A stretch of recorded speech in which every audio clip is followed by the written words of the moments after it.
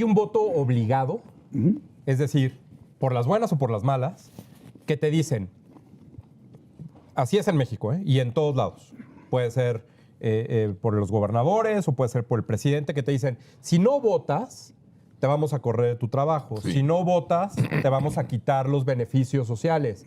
Si no votas, no te vamos a dar este pase o no te vamos a dar un privilegio, en fin. Llega el encuentro. ¿Por quién va a votar? Sí. Por Morena, porque dice, ¿y si no?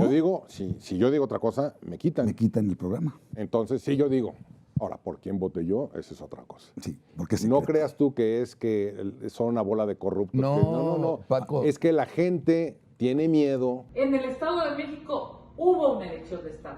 Lo que vivimos en el Edomex fue una elección de Estado. Morena se metió con todo el poder y con todo el dinero. Hubo una elección de Estado. No dejemos de mirar el elefante. Las principales casas encuestadoras absolutamente hasta compradas. La del Universal, que para mí fue un golpe cuando vi eso. Absolutamente. Bueno, en fin, todas. El Financiero, que era también Alejandro bastante respetable. Compradas absolutamente.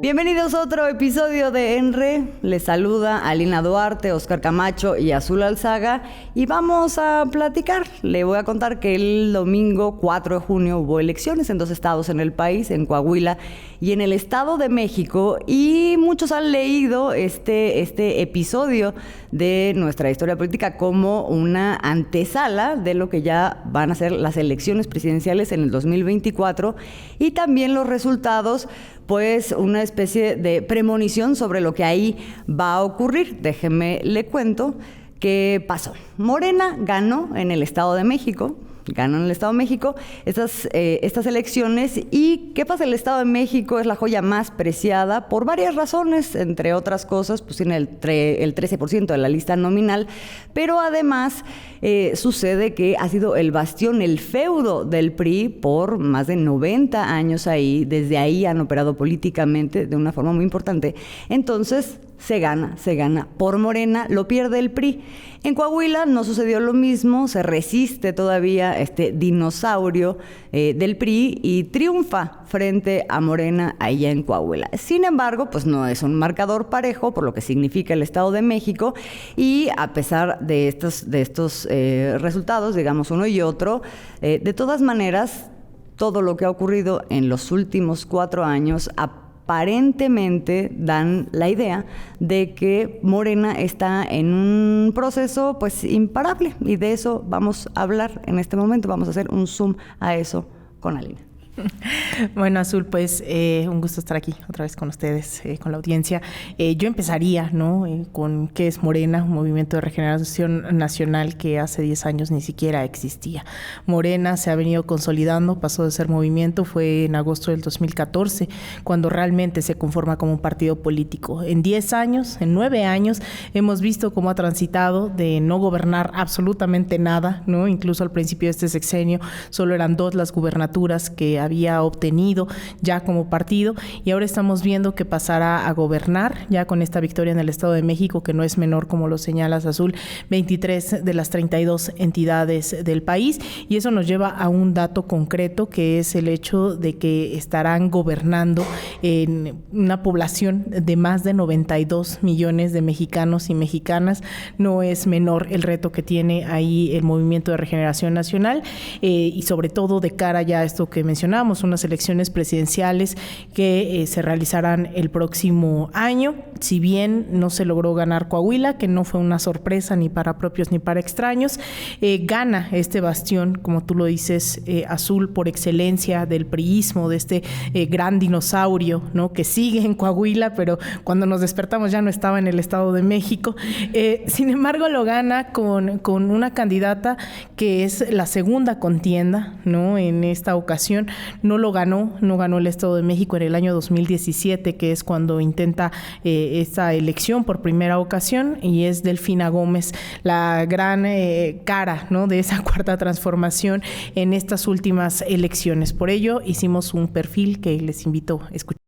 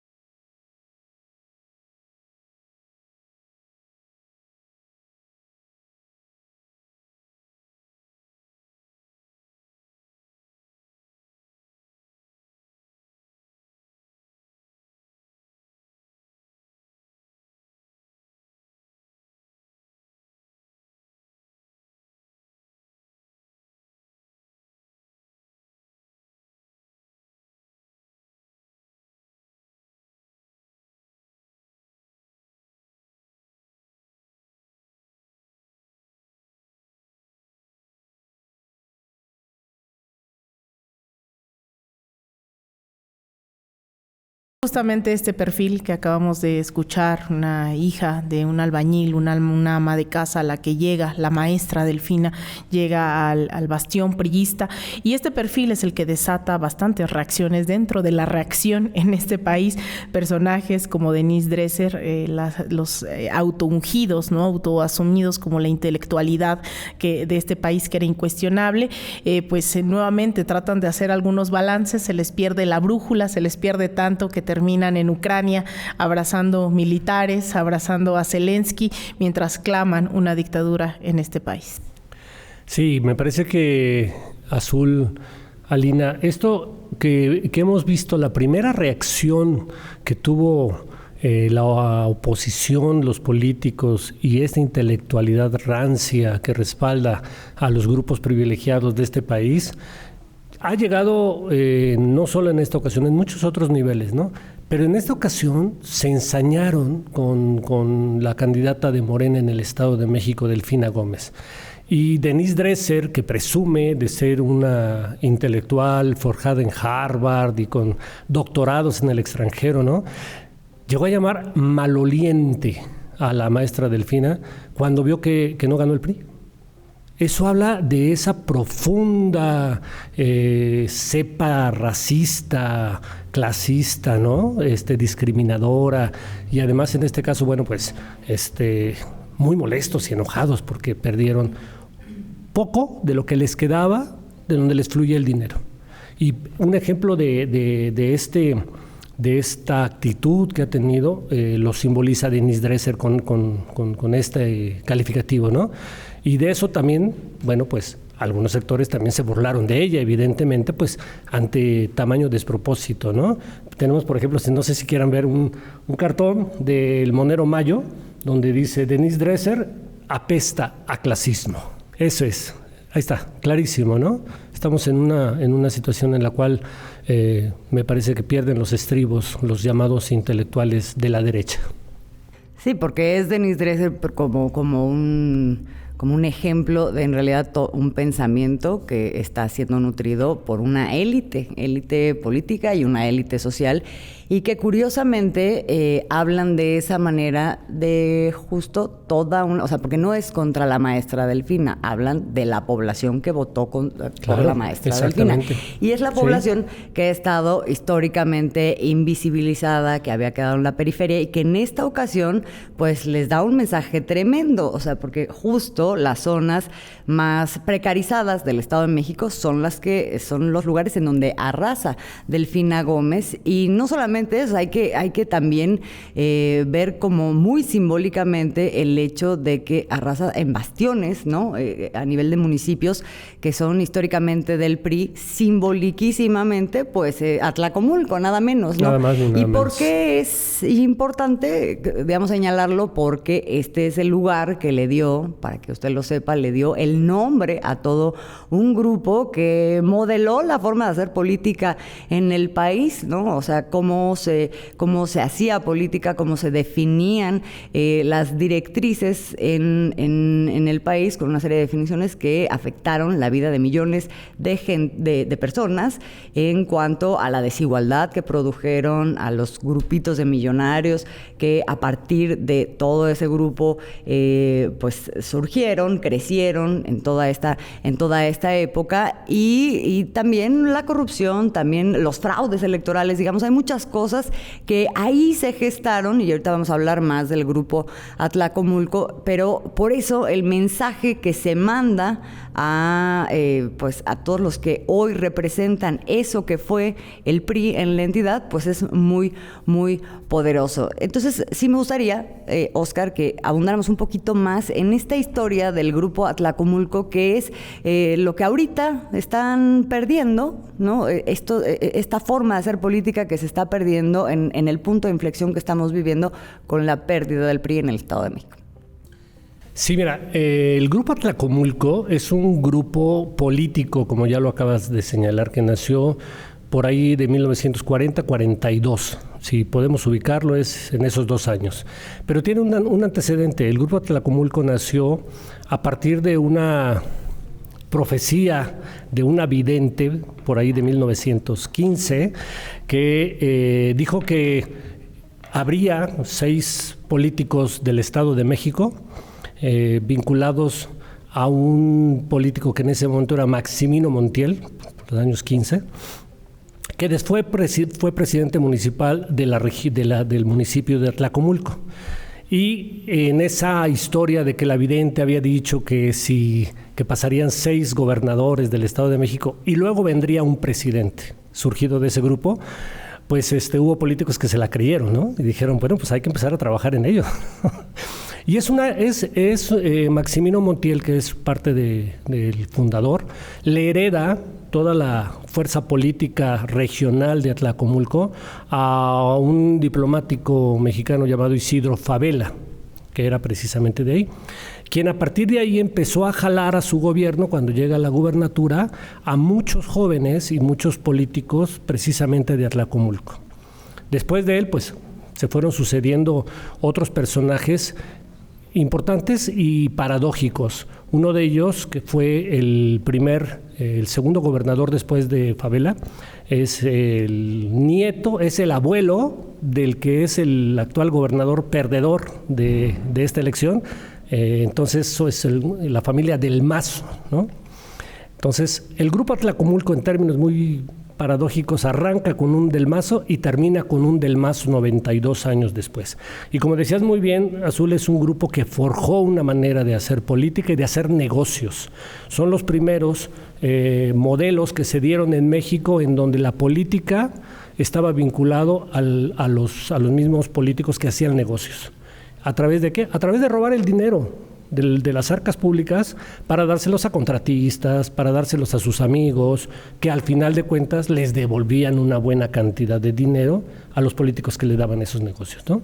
Por eso su influencia a nivel nacional, digamos, trascendía el territorio del Estado de México, por eso es importante. Exactamente, sí. Sí, crearon un modelo de enriquecimiento basado en este tipo de complicidades y de corrupción, ¿no? Entonces, ese grupo Atlacomulco ha tenido a gente que ha llegado a decir, después fue muy emblemático un personaje llamado Carlos Hank González, que llegó a decir que en México el que no vivía dentro del presupuesto vivía en el error. Es una de sus clásicas frases. Y otro decía que un político pobre era un pobre político. Y bueno, lo cumplieron al pie de la letra luego personajes como Emilio Chauffet, ¿no? Como Arturo Montiel, un gran ratero del presupuesto público, como César Camacho, toda una clase política que se enriqueció. Y por eso también se decía que, se dice que el grupo Atlacomulco no era del PRI, sino que el PRI era del grupo Atlacomulco. Por eso también el significado que tiene, que ahorita están perdiendo, Sebastián. Sí, ¿no?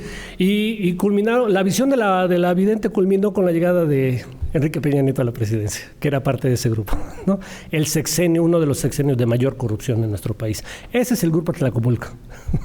Bueno, y finalmente sí se cumple la profecía con un presidente que proviene de ahí, Enrique Peña Nieto, ni más ni menos, pero ese es un tiempo, y es un tiempo que estamos viendo llegar a su fin. En estos momentos, por eso resulta tan relevante hablar de estas elecciones, que son locales, pero que tienen una trascendencia nacional y que no se pueden explicar tampoco sin el avance, que es lo que estabas comentando, Alina, de un movimiento, el movimiento obradorista, que ha venido ganando terreno y que no solamente gana terreno a nivel electoral, sino también en términos de un apoyo a un proyecto político que está en este momento ejerciendo el gobierno, ni más ni menos por parte del presidente Andrés Manuel López Obrador. Si lo vemos en términos de encuestas, que se da seguimiento continuamente a este tema, pues estamos hablando de que es un presidente que cierra un ciclo de gobierno, esto es muy atípico, con un 61% de aprobación por parte de la población. Este 61% se identifica como obradorista, es decir, con un movimiento, con un proyecto político que es gobierno. 21% se dice antiobradorista, o sea, pues un porcentaje muy menor respecto al otro. Y esto es interesante de comentarlo, lo estábamos hablando, Alina, de la gente que es encuestada. 56% se declara como liberal, 29% se declara como conservador. Aquí no se plantean en términos de los ejes de derecha e izquierda, y más bien se habla de un obradorismo que pues engloba muchos valores, que también eso yo pienso que va a ser materia de estudio y de análisis por mucho tiempo en el futuro. Pero bueno, es interesante esto porque también estamos en medio de un debate en donde se plantea que en México se está viviendo una polarización, pero si vemos estas cifras, pues no es así. Sí, de hecho son cifras además dadas por el Universal, ¿no? O sea, que no es cualquier diario aquí en México, son cifras en donde se evidencia esto que se ha insistido, ¿no? No solamente es una aprobación de la gestión, sino además hay una cosa que es la gente asumiéndose parte de un proyecto ideológico, ¿no? Político, social, cultural, que es el obradorismo, y el 21% se afirma, ¿no? Antiobradorista, como bien lo mencionas, y no necesariamente es todo ese sector conservador, ¿no? Que se asume conservador, pero no necesariamente se asumen como antiobradoristas. Y llamaba la atención de que no es cualquier cifra, pero también no solamente llama la atención que podamos o no estar de acuerdo con esto que muestra el Universal, sino que incluso hay gente de la propia derecha electoral que nos está dando la razón en ciertos balances, lecturas, ¿no? Que estamos haciendo, se encuentran totalmente, y eso pues también es interesante, ¿no? Hay sí, hay de derechas a derechas y también a confesión de parte, relevo de pruebas, ¿no? Damián Cepeda, un senador del Partido Acción Nacional de derecha en este país, que incluso ha sido pues crítico en varias ocasiones, en estas elecciones también no es la excepción, pues muestra esa parte en donde hay una frustración de ciertos sectores de esta derecha electoral de decir, a ver, estamos enquistados en exactamente lo mismo, no avanzamos, triunfan en qué no lo sé, ¿no? Y se celebra, pero también aquí retomamos, vamos a escuchar tanto a Damián Cepeda como a Epigmenio Ibarra, cineasta, documentalista, que también llama la atención sobre el fracaso provocado por la atrofia intelectual de estos sectores. Vamos a escuchar a ambos. A mí me parece que el resultado fue muy duro de esta jornada electoral. Creo que fue una derrota desastrosa, de hecho, así la calificaría, por lo que significa, y no veo que estén celebrando, aunque debo decir que ya no me sorprende, porque he visto cómo cada elección parecen salir a celebrar cosas que yo digo, bueno, qué lástima que pasó esto, por fin vamos a entrar a una reflexión, y no me sorprende que ratifican y ratifican y ratifican la misma decisión que va a llevar siempre al mismo resultado, porque es imposible tener un resultado distinto si hace las mismas cosas. ¿Por qué digo que es un fracaso grave, una derrota fuerte? Pues como resultado de esta jornada electoral, resulta ser que nada más y nada menos 16 millones de mexicanos van a pasar a ser gobernados por Morena. Y en nuestra visión, eso es una tragedia, porque los gobiernos de Morena pues resultan ser muy negativos para el país y representan incremento de violencia, servicios de salud que no se dan a la ciudadanía, enfoque equivocado en educación y todo lo que hemos señalado. Yo hoy hago una reflexión sobre lo que considero es una suerte de atrofia intelectual. En los analistas, en los líderes de opinión, en la oposición. Y hago una analogía con lo que el fiscal que encarceló a Antonio Gramsci pretendía. Dijo, hay que hacer que ese cerebro deje de funcionar. No lo lograron en el caso de Gramsci. Creció intelectualmente en la prisión. Lo que siento es que la élite mediático-política en México, a la élite mediático-política, esos 100 años de priismo, le produjo esta atrofia. Sigue considerando las cosas, midiendo las cosas, analizando las cosas, colocando a todo el mundo en los compartimentos estancos aprendidos durante el régimen. Y entonces lo que está sucediendo hoy les parece difícil de entender y lo quieren meter a fuerzas en los mismos cartabones. Venimos viviendo lo inconcebible. Un viejo régimen que pensábamos imposible de vencer. Yo tengo 71 años y, pues, ¿qué te digo? 60 y tantos años los viví bajo el priismo y luego bajo el panismo, que era el otro priismo. Ahora son lo mismo. Y pensábamos que eso era imposible de vencer, y menos en sus términos, en elecciones. Resulta que se pudo. Bueno, pues es decir que hay un punto, hay una coincidencia en el diagnóstico que se da dos personajes que son pues antitéticos, ¿no? Hablando de Epigmenio Ibarra y Damián Cepeda, en donde en el caso de Damián Cepeda pues hay una visión autocrítica de lo que está ocurriendo con la oposición, que ha llegado a un punto en que verdaderamente no es competitiva electoralmente, que es lo que les preocuparía en este momento. Ahora, sí hay que decir que esa es una expresión. En la oposición, mayoritariamente lo que ha habido es, ya lo mencionábamos, una frustración que más bien se ha expresado en el berrinche, en la necesidad de echar culpas para todos lados, y en medio de estos berrinches incluso se ha dado una enorme exhibición, pues un poco de lo que representan, de lo que son, cuando, por ejemplo, hablan de que pues el gobernador del Estado de México, el actual, el que deja su cargo, pues entregó la plaza, ¿no? Hablando en términos como de cártel, ¿no? De esto sí debería de hacer una serie de Pigmenio Ibarra, sí, claro. De esta serie de traiciones, despechos, ¿no? Se volvió algo totalmente telenovelesco, sin falta de esa crítica, de esa autocrítica por parte de estos sectores que no es que lo esperemos, ¿no? Pero en algún momento creo tendrían que parar en este declive. Y llama la atención que en este análisis que tratamos de mostrarle a la audiencia de correlación de fuerzas de los medios de comunicación, como han estado jugando, a quien le dan voz es al presidente del Partido Revolucionario Institucional, claro, el gran derrotado, a pesar de haber ganado en Coahuila, Alito Moreno. ¿Con qué cara, no? Viene a decir que es el gobernador del Mazo, Alfredo del Mazo, quien hablabas, Oscar, de esta herencia familiar, no oligárquica y demás en el Estado de México. Pues culpa a Alfredo del Mazo por traidor, por venderse, cuando sí hemos escuchado audios fuertes de algún personaje del priismo que ha llevado también al declive a este partido, ha sido Alito Moreno. Pero bueno, en estos berrinches vamos a escuchar cómo hace este berrinche más que análisis Alito Moreno. El gobernador del Estado de México le dio la espalda a la militancia priista y eso está a los ojos de todos. Si necesitaba carácter, pues yo le hubiera prestado un poco, ¿no? Porque lo importante es defender a la militancia, respetar la ley, pero caminar y trabajar juntos para dar buenos resultados. Los priistas en el Estado de México dimos en su tiempo y en su momento la vida por Alfredo del Mazo.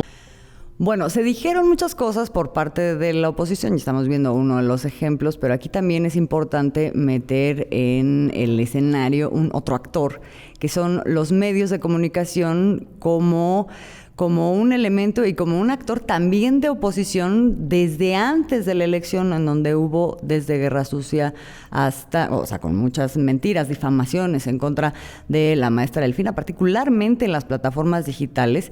Pero en los medios tradicionales vimos cómo se fue calentando, digamos, la idea de que iba a haber una elección de Estado, después se sostuvieron en eso, ya después cuando salió el INE para validar la elección dijeron, bueno, pues entonces ganó el INE. De pronto empezaron a establecer incluso contradicciones internas en sus propios argumentos, pero que iban muy alineadas a lo que después vimos que fueron los berrinches de la oposición, hasta llegar al tema de que había habido incluso una elección de Estado. Sí, los medios dieron otra vez una prueba palpable, clarísima, de esos intereses detrás de los cuales están y a quienes apoyan, ¿no? Entonces, en esta ocasión, los medios se la jugaron con PRI, PAN y PRD y su candidata en el Estado de México, Alejandra del Moral. Y indujeron primero la idea de que estaba muy fuerte, de que iba a ganar, ¿no? Cuando fue claro el abandono, ¿no? Por parte. Sabían que iban a perder y la dejaron. Y exactamente. Bueno, esta idea de que se iba cerrando, ¿no? El espacio entre Delfina Gómez y Alejandra del Moral fue una de las cosas que fueron, en la última semana estuvieron jugando mucho con esta idea. Sí, y sin embargo, la realidad pues les daba de topes, porque ellos inventaron muchas encuestas para simular y hacerle creer a la gente que se iban cerrando las encuestas, ¿no? Pero había otras que evidentemente decían, no, pues si tiene 20 puntos arriba, la maestra tiene 10 puntos, está arriba, o sea, no hay posibilidades de que el PRI gane. Pero los medios se la jugaron con Alejandra del Moral, con el PRI, con el PAN y con el PRD y los sectores conservadores, y volvieron a lo mismo. Volvieron a hacer lo que hemos visto en otros programas, ¿no? Su papel de actores, como tú dices exactamente, no solo de narradores, de difusores de los hechos que están pasando con veracidad, sino de actores que quieren influir en un proceso electoral en este caso.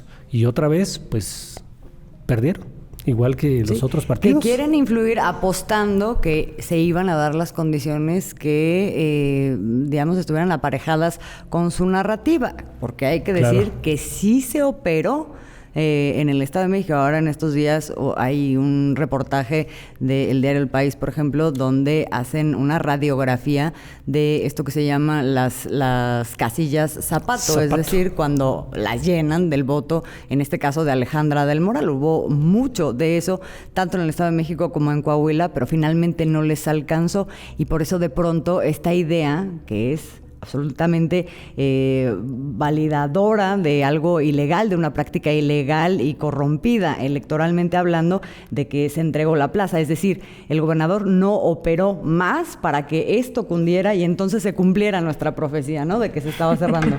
Al viejo estilo, ¿no? El viejo estilo de hacer fraude, ¿por qué ¿no? Exacto, ¿por qué no? Pero para hacer fraude. Pero además, los medios no solo actuaron por acción, por así decirlo, sino también por omisión. Recordarán que en esta recta final de The Guardian, ¿no? Esta publicación inglesa da a conocer este desvío de millones de pesos por parte del gobierno del Estado de México a empresas fantasmas, y eso lleva a esa presión en redes sociales, no de los medios de comunicación, sino por parte de redes sociales.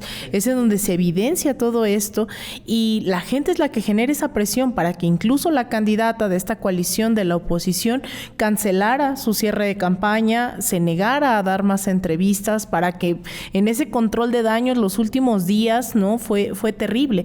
Y los medios de comunicación no necesariamente difundieron eso, ¿no? No sé si se sintieron parte de esta veda electoral, asumieron su rol por parte de la oposición, ¿no? Y ahí se quedó. Y cuando era un escándalo, ¿no? Tremendo, entonces por acción y también por este último tramo, por omisión. Silencio de momias, dirías, ¿no? Totalmente. Entonces, bueno, ahí creo que también eso fue importante. Que fue muy evidente y muy deliberado, porque mientras escudaban en la veda electoral para no abordar este tema, que era de interés público y periodístico, por otro lado, sí hubo comunicadores que los días de la veda electoral estaban saliendo a decir hay que votar por Alejandra Moral, ¿no? Eso fue muy evidente. Y luego la narrativa poselecciones, ¿no? Ahora quieren difundir la idea, porque salieron rapiditos a difundir la idea de que había sido una elección de Estado. ¿A qué le llamamos elección de Estado? Bueno, a que el gobierno en la presidencia opera 20,000 recursos para hacer que gane un candidato específico, ¿no? Pero sin una prueba. O sea, nada en absoluto. Y entonces empezaron a querer generar esa narrativa para deslegitimar no solo el triunfo de Morena, no solo el triunfo a la maestra Delfina Gómez, sino, como lo han venido haciendo todo el sexenio, al presidente López Obrador. Esa es la narrativa que traen los medios, determinar por descalificar, sea el tema que sea, cualquier acción en la que se encuentra el país, echándole la culpa al presidente López Obrador, ¿no? Siempre. Entonces, pues, creo que perdieron y siguen perdiendo credibilidad. Totalmente. Y bueno, ese es el tema, que en ese lugar nos encontramos ya con además muy poquitito tiempo para hablar el día de hoy, y tendremos que retomar algunos de estos temas, pero nada más para cerrar, Óscar, Alina, ¿qué es lo que ven en el horizonte? Bueno, en el horizonte son los grandes retos que tiene todo el país, ¿no? O sea, se está hablando de una elección local, pero el priismo justamente tiene que ver no solo con prácticas clientelares dentro del marco electoral, tiene que ver con prácticas ideológicas, políticas, sociales, ¿no? Y eso es realmente esa cultura priista que seguramente persistirá en algunos resabios, ¿no? Que estará en las instituciones, que estará en la vida pública. Contra eso, en realidad, es lo que hay que seguir luchando. Lo vimos en Coahuila, ¿no? Que a pesar ahí de que no hubo esa unidad como en el Estado de México por parte de la alianza Juntos Haremos Historia, a pesar de eso, pues también están en ese momento, ¿no? O sea, no todo México es homogéneo. Entonces, los retos que están sobre la mesa son los mismos que están para el 2024 a nivel nacional, ¿no? Puestos sobre la mesa los retos para la Cuarta Transformación, esperando que haya esa oportunidad de profundizar y de hacer lo que todavía no se ha hecho y que se profundice lo que se ha hecho hasta ahora. Morena gana 2024 y se profundiza la Cuarta Transformación. ¿Qué dices? Sí, porque, a ver, yo lo que creo es que el presidente Andrés Manuel López Obrador ha hecho en solo 4 años, más 18 de lucha política, lo que nunca se había hecho en este país, no solo en el ámbito económico, ¿no? No solo en los programas sociales. Yo creo que en el terreno de la democracia, donde se inscriben las elecciones, el presidente está cambiando también las cosas de una manera radical, ¿no? ¿Por qué? Porque, por ejemplo, antes pues el fraude era lo que imperaba, y al presidente López Obrador no se le ha podido adjudicar ni una sola intervención de una elección fraudulenta en este sexenio. Eso es un logro político importantísimo para los mexicanos, ¿no? Y me parece que en eso se inscribe precisamente lo que estamos viendo en este momento en México. Hay un cambio también en la política del presidente en turno en este país, que es un cambio de 180 grados, o sea, radical, ¿no? Y eso me parece que es algo que confirma que también lo que el PRI hizo como creación de una cultura política a lo largo de un siglo, el presidente está cambiando también esa cultura, y creo que el obradorismo empezará a tener que ser una nueva cultura política que ya empezó a ser, que será muy difícil que se le dé marcha atrás, y que bueno, será quien le dé marcha atrás a esa política que tiene que ver con principios como honestidad, que tiene que ver con principios como respeto a los ciudadanos, como consulta a los ciudadanos, ¿no? Creo que las elecciones nos están diciendo que también en política el obradorismo creo que llegó para quedarse como cultura política de este país. Y que eso también los tiene medio destanteados, ¿no? Porque siempre están esperando un golpe autoritario que no llega y no llega. Bueno, pues, queridos Oscar, Alina, muchísimas gracias. Gracias a usted por acompañarnos. Somos Alina Duarte, Oscar Camacho, Azul Alzaga, y esto es otro episodio de ENRE. Nos vemos a la próxima oportunidad.